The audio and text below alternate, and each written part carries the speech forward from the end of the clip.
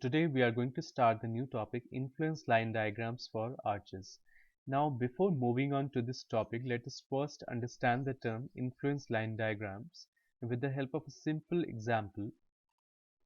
We will go through this definition, but let us try to understand with the help of a simple example.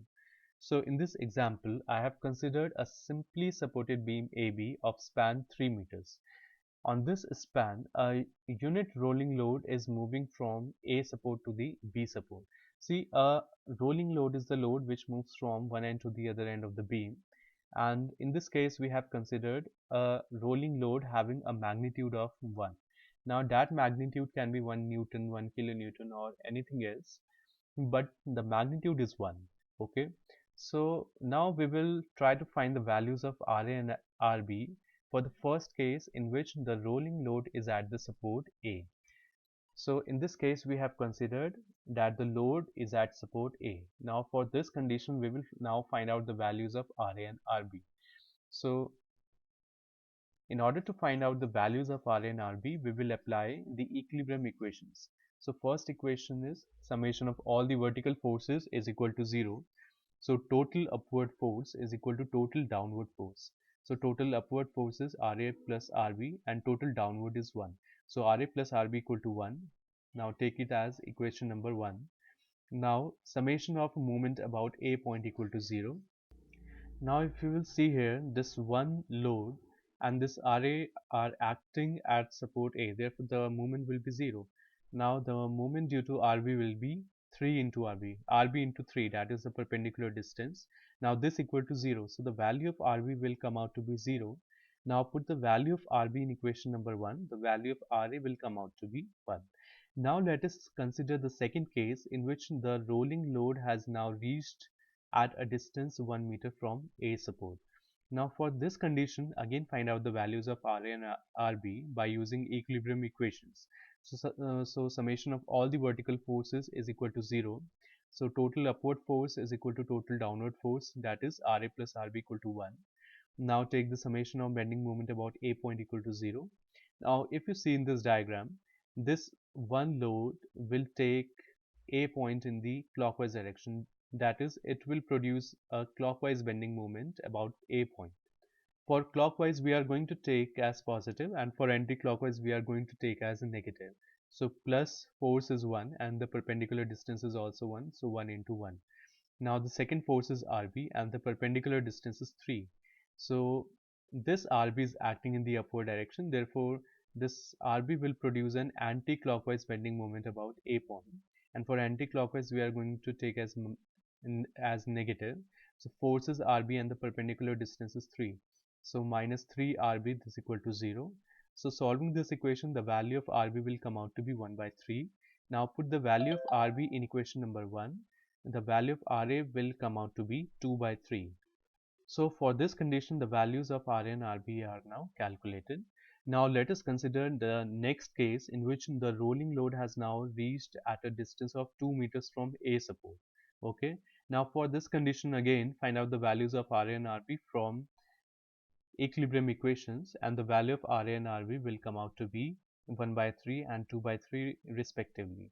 See, the same procedure will be followed while calculating the values of Ra and Rb. So I am not going to explain this procedure.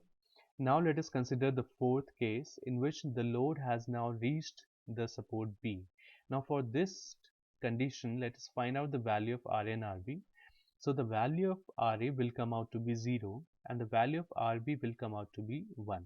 So for these four different conditions, we have now found out the values of Ra and Rb. Now let us plot these values. Okay. So let us first plot the values of Ra. So this is your beam AB having total span 3 meters. And when the load was at A, okay, now let us consider this first case, that when the rolling load was at A support, the value of Ra came out to be 1. So plot this ordinate as 1. For the second case, when the rolling load is at a distance of 1 meters from the left support, the ordinate came out to be 2 by 3. So at this point, plot an ordinate 2 by 3. And for the third case, the value of Ra came out to be 1 by 3.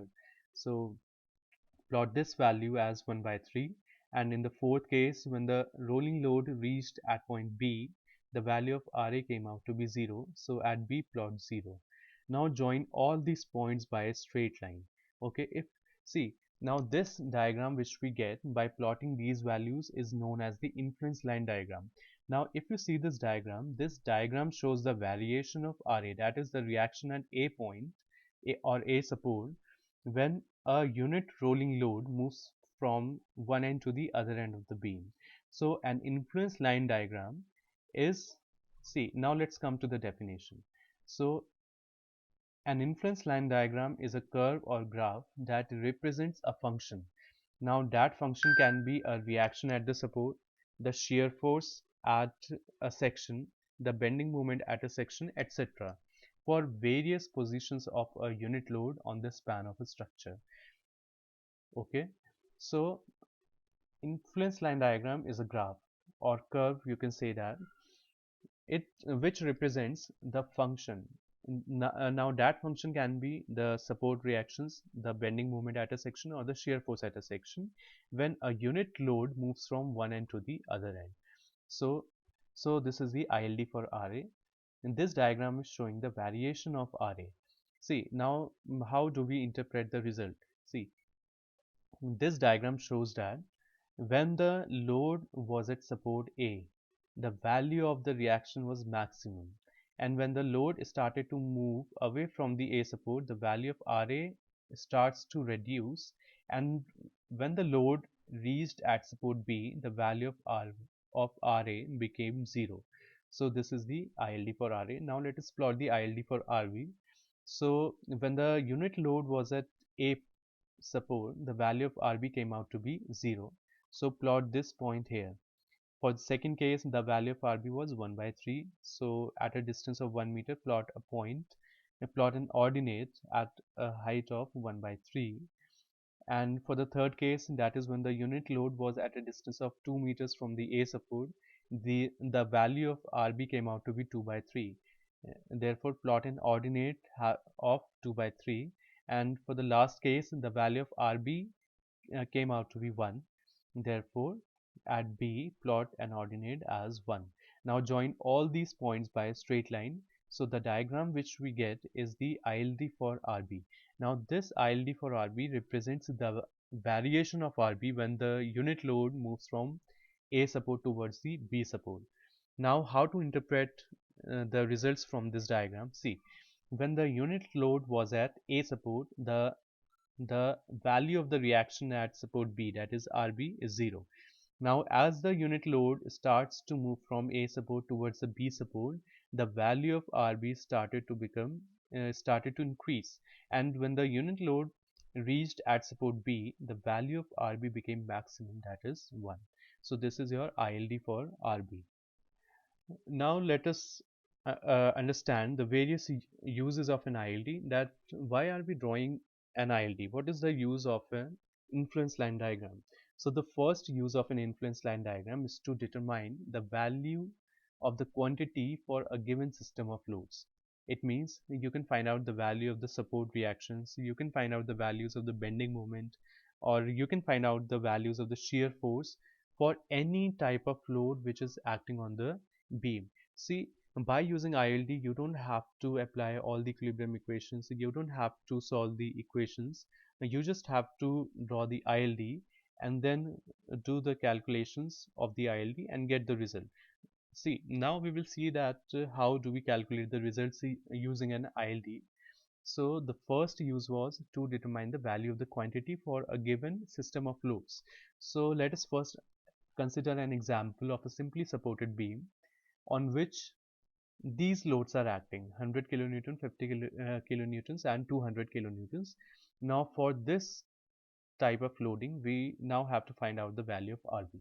See, we have to find out the value of Rb, so we will draw the ILD for Rb. So this is the ILD for Rb, we know that. Now, in order to find out the values of Rb, find out the values of the ordinate under these loads. Okay, see, there are 3-point loads: 100 kilonewton, 50 and 200 kilonewton. So find out the value of this ordinate. See, the value of this ordinate under 100 kilonewton, find the value of this ordinate under 50 kilonewton, and find out the value of this ordinate under 200 kilonewtons. Now we have to find out these ordinates, these heights. Okay, so see, now let me explain you that how to find this ordinate. So we can find out this ordinate by using uh, similar triangle properties. Now if you see here, there is this bigger triangle. Suppose this is O point. So this is your bigger triangle ABO. Now the perpendicular of this bigger triangle, which is 1, this divided by the base of this bigger triangle, which is 10. So 1 by 10, this equal to, if you will see here, this is your another triangle. So we have to find out the perpendicular of this triangle. So suppose the perpendicular is x. So perpendicular of the smaller triangle divided by the base of the smaller triangle. So the base of the smaller triangle is 2 meters. So this is the property of the similar triangle which we are going to use. Okay, the perpendicular of the bigger triangle divided by the base of the bigger triangle equal to the perpendicular of the smaller triangle divided by the base of the smaller triangle.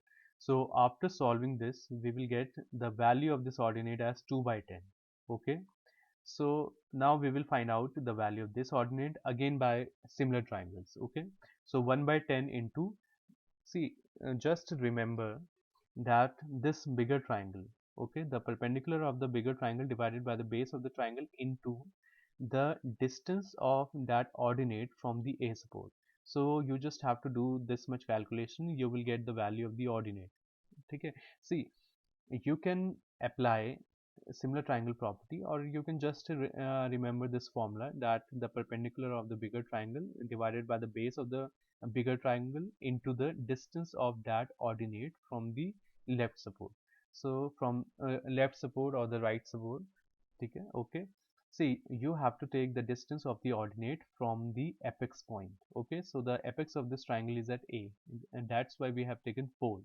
So this ordinate will be 4 by 10, and this ordinate will be 1 by 10 into the distance of the ordinate from the apex point is A point, that is 7. So 7 by 10.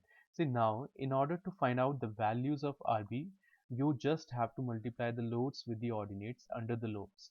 So load is 100. So first load is 100, and the ordinate under 100 kilonewton load is 2 by 10. So 100 into 2 by 10 plus the second load is 50, and the ordinate under 50 kilonewton load is 4 by 10. So 50 into 4 by 10 plus 200 into 7 by 10. So adding all these product values, we can get the total value of the RB. So this is how we calculate the values of different functions, that is the reactions or bending moment or shear force. Okay? So in this example, we considered point load. Now let us consider that how do we find out the values of in different functions or different quantities when there is a UDL. See, when there is a point load, you just multiply the load with the ordinate. Now when there is a UDL, you just have to multiply the UDL with the area covered by the UDL. Okay, so this is the second case. Now in this case also we have to find out the values of RB. So see, find out the value of the ordinate at C point and at D point, and that is the starting and end point of the UDL. Okay, so this ordinate will come out to be C. Again, now apply similar triangle. This ordinate is inside this larger triangle. So the perpendicular of this larger or bigger triangle divided by the base of this bigger triangle. So 1 by 9. This into the distance of this ordinate from the apex point, which is 1. So 1 by 9 into 1 will give you 1 by 9, and this ordinate will be 1 by 9 into distance of this ordinate from this apex point, which is 5. So 1 by 9 into 5. So this will give you 5 by 9. Now in order to calculate the value of RB, just multiply the UDL with the area covered by the UDL. Now if you see, this UDL is covering a trapezoidal area. So this UDL, which is 60 into the area of the trapezium, which is half sum of the parallel sides into height of the trapezium. So this will give you the total reaction at B. So the intensity of load is 60, and the area of this trapezium will be half. Sum of parallel sides will be 1 by 9 plus 5 by 9, and the height of this trapezium is 4 meters. So this will give you RB as 80 kilonewtons. So you just have to keep one thing in mind, that for the point loads you have to multiply the load with the ordinate under the load, and for the UDL you have to multiply the UDL with the area covered by the UDL in order to get the values. Okay. Now the second use of the ILD is to determine the position of a live load for the quantity to have the maximum value, and hence compute the maximum value of the quantity. See, this point means that suppose we have to find out that what will be the maximum value of RB, okay, and that what will be the position of the load such that the value of RB is maximum, and what is the maximum value of RB for that position of load. Now see, now let us try to understand this point with the help of an example. So suppose this is your simply supported beam AB of span 16 meters. On this AB, there is a UDL of 80 kilonewton per meter and 4-meter span, which is moving from A support to the B support. Now you have to find out the value of the maximum vertical reaction at B, that is you have to find out the value of maximum RB. Okay, see, now when this UDL, now from the first point we came to know that the reaction or the value of any stress resultant is equal to UDL into the area covered by the UDL. Now you only imagine that if this UDL is here, okay, if this UDL is here, okay, then the area covered by the UDL is very small. So the value of the reaction, that is RB, will also be small.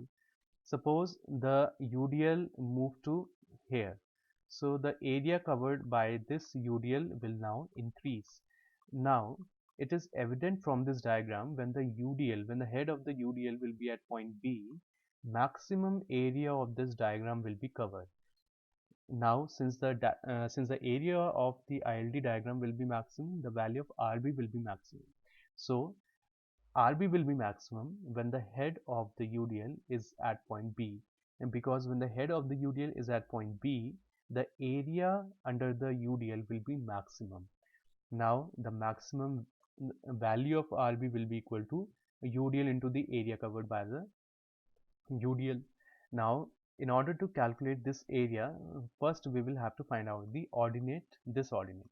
So again, by using similar triangle, so perpendicular of bigger triangle divided by the base of bigger triangle, so 1 by 16 into the distance of the ordinate from the apex point, which is 12. So 1 by 16 into 12, this will give you 3 by 4. So the area of this trapezium will be this, half sum of parallel sides into height of this trapezium is 4. Now into the UDL will give you the value of the maximum RB, which will come out to be 280 kilonewtons. Now in the next lecture we will understand that how to draw the ILD for horizontal thrust, the bending moment at a section, and the shear force at a section for a 3-hinged arch.